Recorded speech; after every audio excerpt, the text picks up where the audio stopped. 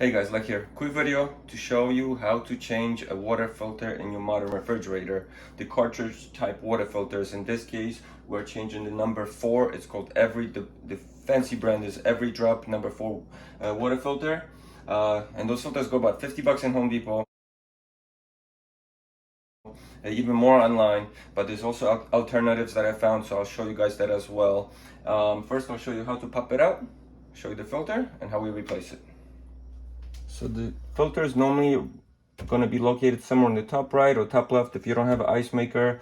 In this Maytag fridge, it's located right here on the top right, and it's just a little housing that holds it. There's a tab here that you just pull to you and pull down, and here's your filter. And all it does is it twists on. So I'm going to go counterclockwise, untwist it, and filter removed. You're going to have a little water drop, that's okay. And this is basically the water filter. As you see, I'm not using the EveryDrop brand anymore.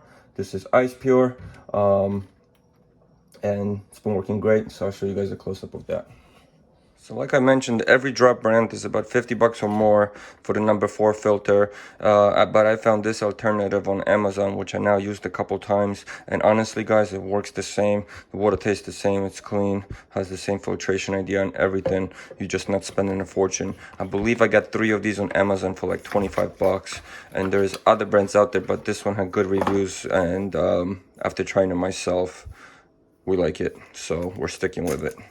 So the way you, either this or the brand name or any brand, basically, all you're doing is unpacking it, removing the little tab here, and now this is ready to install.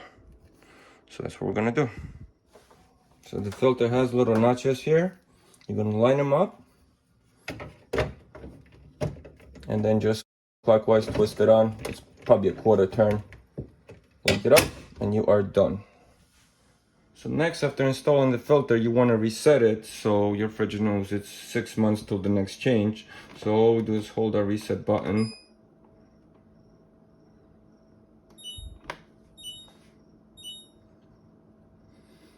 And now to prevent sputtering and to prime the new filter, they say you want to drain about 3 gallons of water, as you see, or the carbon or whatever that is. You want to get all that out.